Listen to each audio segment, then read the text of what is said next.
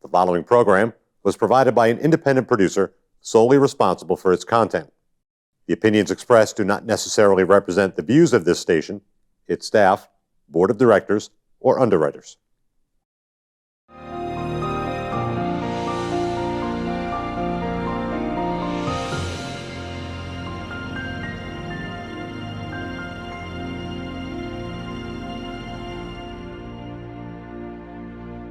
Hello, it's Carl Seidel, and today I'm going to invite you to listen to David Schoneman. David's running for a representative of New Hampshire in New Hampshire's legislature from Ward 3 here in Nashua. And David, how are you doing? You ready to go? We're ready to go, Carl. Okay. Thank you very much for having me on and giving me a chance to talk with you a little bit. Mm-hmm. I think that anytime we look at running for office, we always kind of start with our history and our background. Mm-hmm. And I've grown to know and love New Hampshire in the 10 plus years that I've lived here in Nashua, Mm-hmm. and really probably 5 or 6 years before that, maybe longer before that, Mm-hmm. coming up to New Hampshire, to Nashua on a regular basis to go to the airport. I'm a flight instructor Mm-hmm. at the airport here in Nashua, and I built an airplane and a hangar here in Nashua when I was living down in Massachusetts. And every time I drove up, not really knowing too much about New Hampshire, I've flown over many times, of course, but not knowing too much about it. Every time I drove up, I thought to myself, you know, I can live here. This is nice up here. It just has a different feel. It has that New Hampshire way of life. Yes. And I've grown to like that and to love it, really. And then we bought our house. Well, I bought the house in 2010. We got married in 2015. And now we've got our son, Isaac, who is 5.5. And we're invested in Nashua. We're invested in New Hampshire. And I think now, at this point in my life, it's time to contribute. As an adult, or as a younger person, we kind of follow along. We're learning. We let other people take some of these roles. But if we're going to participate in self-government, which I think is important to do, we reach an age where it's now our turn to step up and to get involved. And so I've been involved now for some time. I ran for state rep in 2012, and I ran for alderman in 2013. And you got elected. Yeah, I got elected in 2013 by a slim margin. 5 votes, and then I got reelected in 2015. So I served 2 terms on the Board of Aldermen here in Nashua, and I got a chance to contribute there and to become known, to understand, to talk to folks and find out what they're thinking about. And as I've enjoyed that portion of politics, and enjoying really the nonpartisan aspect of city politics, I'm liking to take a look at state politics as well. So running for state rep again this year, and for the same ward, Ward 3 is the city ward, and I forget the district number. We don't really think about the district number all the time, but there is a district for the New Hampshire legislature that is exactly the same borders as Nashua Ward 3. So I'm running in Nashua Ward 3. And my wife, by the way, is also, she serves in city government here. She's on the Board of Public Works, which is a citywide board, but she got elected 3 years ago. She has 1 term left. So we're both invested in this, and we're letting our son see what it means to be invested in local matters and local affairs and local politics. Well, what part of when you were alderman, what did you do on the city? You know, I first off, I knocked on a lot of doors. I learned a lesson in 2012, and the lesson I learned was that it's really important to try to listen to what people have to say. And that's been what I've tried to do ever since, is to listen to what people have to say. And I think that what happened in 2013, what I heard in 2013 was that people didn't like taxes going up, and they didn't like the cost going up when service didn't expand. And in fact, we have, for instance, in schools in Nashua, enrollment has shrunk and costs have gone up. As costs go up, even though enrollment shrinks, taxes go up. And when we hear from city government, well, your taxes are only going up 2.5%. Anyone who says the word only in that sentence isn't talking about their money. They're talking about your money. And people don't like hearing only, because I tell you, salaries weren't, for a long time, salaries weren't going up by, at least private salaries weren't going up by 2.5% a year. Certainly Social Security payments weren't going up. Cost of living increase was not going up by 2.5% a year. So while folks were seeing costs going up, services remaining flat, or again, in case of the public Decreasing. schools, Yeah. as an example, when we see enrollment shrinking, but costs continuing to rise, people don't like that. And so what I tried to do on the Board of Aldermen was to always look at where the money's being spent. We have to be fiscally responsible. We've talked on this show before, and I'll say it again, and if someone has heard me say it, they'll hear me again, and maybe it'll sink in, because it sunk in with me many, many years ago. The first rule of economics is you cannot spend the same dollar twice. Right. Now, folks at home know that. And when a dollar goes out in taxes, there's not magically another dollar in the bank account to make up for that extra increase, because our salaries stay largely the same unless we get another job. But when we spend that dollar, we don't magically get it. Right. And it all boils down to economic principle of scarcity. And when we think about our time, too, when we use a minute of our time, we don't magically get another minute. There's not magically another minute added to the day. And that's just the way the universe works, and it's the way economics works. So folks are very cognizant, folks at home are very cognizant of that. But I've heard people say on the Board of Aldermen, well, all we got to do is raise taxes. We need more, we'll just raise taxes. And people don't like to hear that. And I stand in defense of those people who are tired of seeing their taxes increase all the time and costs go up all the time. So that's primarily what I focused on. I focused on managing city spending and controlling taxes as best as possible, cutting costs where possible. I was in the minority. It's hard to do things when you're in the minority. There were times when I was able to persuade people to come to my side, but it's very hard when you're in the minority, because even though city government is not partisan, there definitely is a cabal there that is on the left who likes to spend. And those folks like to spend. And I like to question how the money is being spent. And those among us who questioned it were in the minority compared to those who just wanted to spend it and to raise taxes. But we did, I think, the best that we could. And I also focused heavily on constituent services. I think that people felt they weren't being heard. When I was knocking on doors for those races, people felt they weren't being heard. Definitely. And I think if someone calls up and has something they want to say, I don't care if it's a stop sign or a pothole or a noisy neighbor, whatever it is, I was able to listen to that, respond to it quickly, and address the issue. And I think that once people know they're being heard, then their anxiety goes down, their contentment rises. And these days in city government, for instance, people are limited in how long they can talk at the microphone. When I was on the Board of Aldermen, there was no limits. If you had something to say, you could say it. And it was important to listen. It was very important for me, sitting there listening to that person at the microphone, to hear what they have to say, what their concerns are, and then to address them. I don't favor things like cutting that, holding it, making it short, shortening it, telling them they got 3 minutes and sit down or else kind of approach. I do not favor that at all. It's important to listen to folks. So I bring those same things to the state house race. I want to listen to what people have to say. Well, it doesn't mean we can always do everything people want to do. But I definitely want to listen to them and come up with the best response that I can, employing all the wisdom that I've been able to gain over the years and that I've been blessed with, really, to whatever extent I have been, and then bring whatever I can to the table there to represent those folks, to listen to what they have to say. And again, I think what they're saying is they're concerned about finances. The economy's tough these days. The economy's very tough. There's no one in Nashua who has not experienced and is frustrated with the higher cost of gasoline and inflation in general. It's an outrageous number, 9.1% for the last quarter. That goes back to the Carter days practically.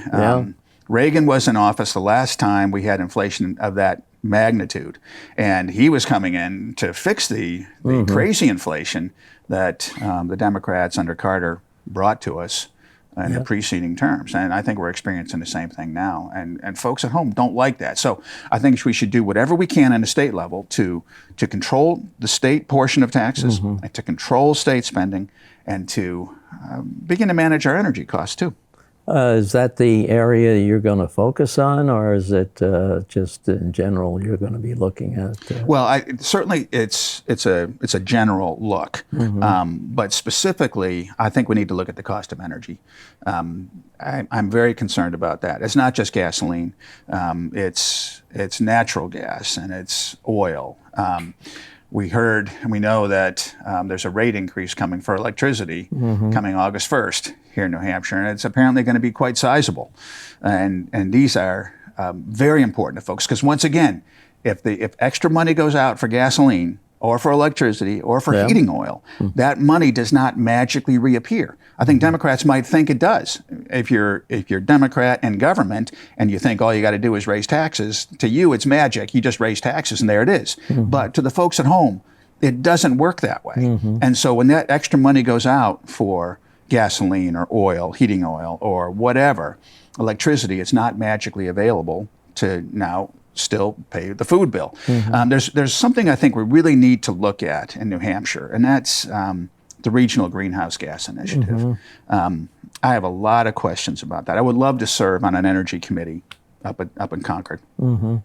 I think we need to look at that. Regional Greenhouse Gas Initiative, RGGI, RGGI for short, has certainly been around for a while. New Hampshire is one of the members, and it's designed with some noble concerns maybe in mind, but I'm not sure that they're working out that way. And if it starts out noble but doesn't really work, then it becomes virtue signaling, and I'm not a fan of that. But what it says is that in an effort to reduce the carbon output regionally, and our little New England region extends down to Virginia, or has in the past extended down to Virginia, recognizing that the cost of natural gas and oil and coal is down here, and the cost of renewables is up here, no one's going to switch to renewables, and they shouldn't, because you can't spend the same dollar twice. And if you spend here, now you don't have money for elsewhere. So we as human beings, we look for the most cost-effective way to get something done. So what the Regional Greenhouse Gas Initiative does is it artificially raises the price of these fuels to make it look closer to the alternatives. But again, it's artificial. It's artificial. So, and interesting to note, the new governor down in Virginia, Governor Youngkin, he's a conservative guy who surprisingly won over a Democrat by doing what I described doing, listening to people and identifying what they want and understanding their pain in an economic situation. He's pulling Virginia out of RGGI because he knows that artificial raising of costs is not good for the ratepayers in his state. And it's not good in New Hampshire either. So while we're experiencing high gasoline prices, while we're experiencing inflation, here we have a whole basket of goods, essentially energy, the cost of which is artificially inflated in an effort to achieve some social goal over here. And I looked online today, just kind of update a little bit to see, and people are touting, oh yeah, we've saved, all this carbon. New Hampshire has saved all of this carbon.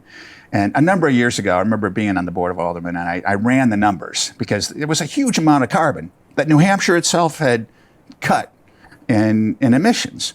And it was like 9 million tons or maybe 90, some huge number. And it's kind of incomprehensible how big that number is. We got mulch delivered this spring. And I picture calling up and saying, hey, can I get 9 million tons of mulch, please? And they say where to put it. I say, put it next to the house. Well, the house would be buried. The whole city of Nashville might be buried by 9 million tons of mulch. I don't know how big a pile 9 million tons of mulch would be, but it would be huge. And so it sounds like an astronomical quantity. And those who are in favor of RGGI are bragging about that, saying that, this is really great. But if we look at the carbon situation and climate change, whatever side of the issue we're on, whether you believe it's man-made and induced and all that kind of thing or not, everyone acknowledges, including those who are responsible for RGGI, that it's a global issue. It's global.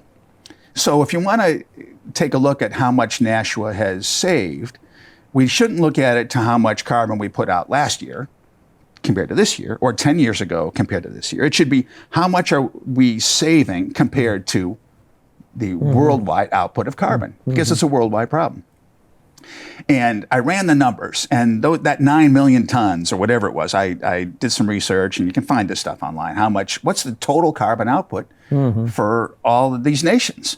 And the number has grown dramatically. So our savings turned out to be 12 ten-thousandths of 1% of the global output. God. So here, New Hampshire ratepayers are paying a penalty for really virtue signaling. Not making a dent in the... It's not making a dent. I ran the numbers too.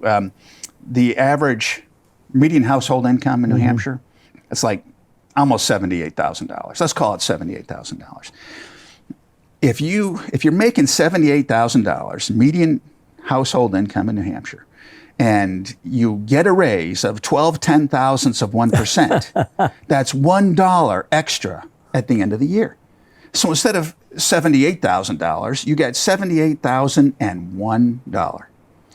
Does that $1 after the whole year? I mean, if I find $1 on the street, I'll pick it up, right? I'll find out whose it is. I need $1. I like $1. I value $1. But is $1 worth very much in comparison to the $78,000 of my salary? If I get a raise of $1 on top of 78, I'm going to say to my boss, what gives? That's insulting. I think if the teachers union got a raise of 12 ten-thousandths of 1%, they wouldn't be saying that's a lot. Yeah. They'd be saying it's a pittance, it's nothing. And so when New Hampshire ratepayers are artificially paying more for energy in an effort to make these alternatives look better, and we're having essentially zero impact on the worldwide problem, I think we should do what Governor Youngkin did in Virginia and pull out. And I think I'd like to serve on the Energy Committee so that we can look at these things. Now, I know not everyone agrees, not even everyone in my party agrees. It's a complicated issue. Senator Avard has said that, and I respect him completely. He's a good friend. I don't think that he shares that view necessarily. And I respect his opinion. But I think that we need to look at it. And yes, it's a complicated issue, but we need to peel that back and look at it. And I'd sure like to know how much artificially those rates have gone up in an effort to make other sources of energy look favorable. Has the Virginia governor been in long enough to see any effect on his... I read that he made this change, might have been 6 months ago. He got elected, when did he get elected? Last year? Yeah. It hasn't been in very long. Okay. So, but one of the first things he did, not day one, one of the first things he did, though, was to pull out, because he recognized what I just outlined, that the impact that Virginia's savings and carbon output has had on the worldwide problem is essentially zero. And the folks in his state are paying for that zero benefit. I think that's an example of a lot of things that the federal government is doing without thinking about it. Right. How we rank according to other countries in the world. Right. And doing something unilaterally really makes it just virtue signaling. We're trying to say, look, to China or India. New Hampshire is saying to China and India, look at us. Yeah. We're cutting our carbon. You, China, you should cut yours too. They're not going to cut it based on what New Hampshire does. India's not going to cut their carbon output based on what New Hampshire says. Saudis aren't going to cut their... No. And they're not going to increase... they can't increase. We have to have our president go over there and beg for oil when we have enough over here, which is kind of incomprehensible. It's incomprehensible. So I think that people across the country are thinking about these things, because when gas goes from $2 a gallon to $4.75, my brother lives in Chicago. It's $5 on a regular basis over there. And he lived in California, it'd be a lot more too. It'd be a lot more. So it's just very, very expensive, because again, you can't spend the same dollar twice. And when everything inflates like that, especially when it's artificial, what I've described here, Reggie, is an artificial raising of the cost to make something else look more attractive. That's a huge disservice to the folks at home. So your focus is on seeing some other types of problems that are similar, where you're spending money where you shouldn't be spending it. Yes. Yeah, I think that raises another thing I think is very important. That's education. We have our son is 5.5 years old. We're homeschooling him. I think he's doing well in that environment. He reads very well. And I suppose if the public schools in Nashua were better, we might consider sending him. But they're really not. I think homeschool for us is a great alternative. May not be the right thing for everybody. There was a Supreme Court case recently, this last round of Supreme Court cases, decisions that came out just in the last few weeks regarding education funding in the state of Maine. And this was a very, very critical decision. We're pushing here in the state of New Hampshire against teachers' unions and public school industrial complex, who doesn't like to hear these things, but it's better for folks at home. We're pushing for educational choice. This is very, very important because not every child learns the same. And we have a one-size-fits-all public school program, and we've had a lot of success. It's helped a lot of families here in the state of New Hampshire to have a system of funding alternatives for people. And in the state of Maine allowed some of that, but they specifically excluded religious schools, and they had a ban on sending money to the parents if they were going to spend their money at a religious school, even though that school may have done and served that child well. And the Supreme Court inverted that ban, basically said that ban that the state of Maine put on those folks was unconstitutional. That applies here. I mean, that's a Supreme Court decision that can have an effect here.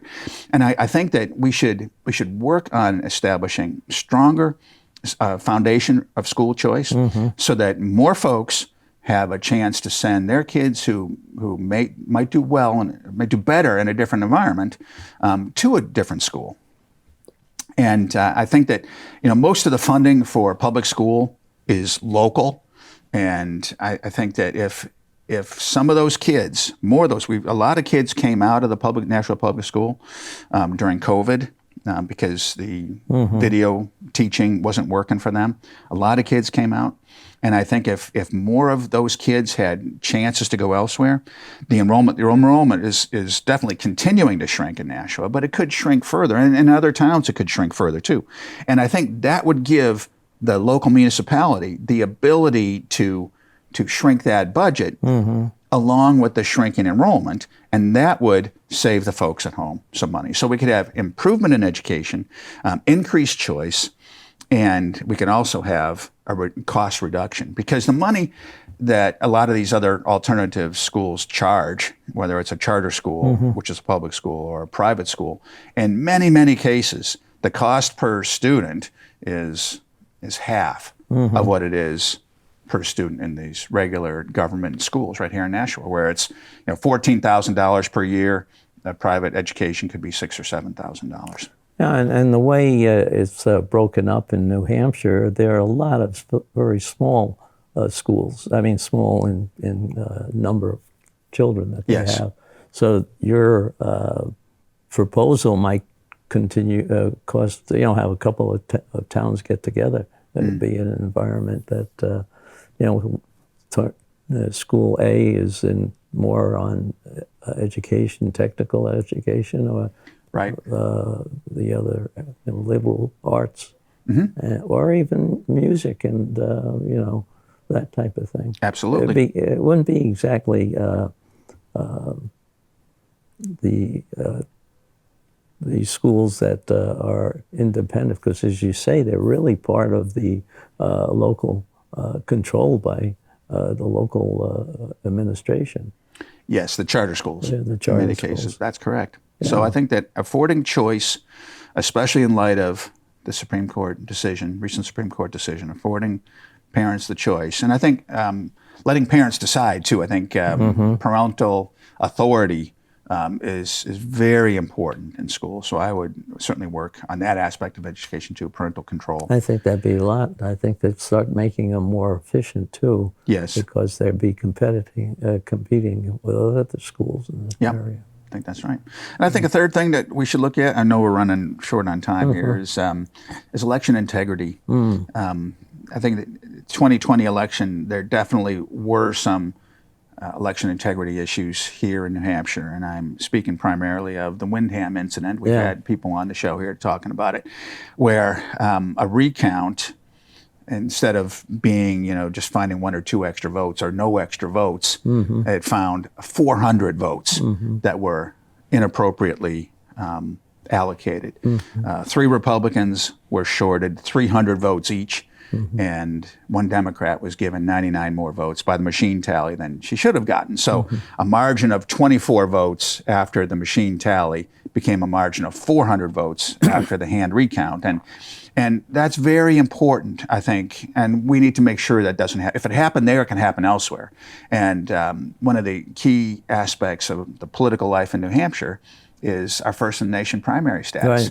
Right. We're a small state. All these candidates come here. It's big business. It's big business for New Hampshire for us to be first in the nation primary, and we don't want to jeopardize that. That's good. It's a big economic boon for this state and for all these communities and for all these candidates. It's a wonderful thing, and we don't want to jeopardize that. And if we have any issues with election integrity, known issues, and we certainly do from 2020, we are running the risk of losing our first in the nation status. You're right, and we all looked into those incidents and straightened them out.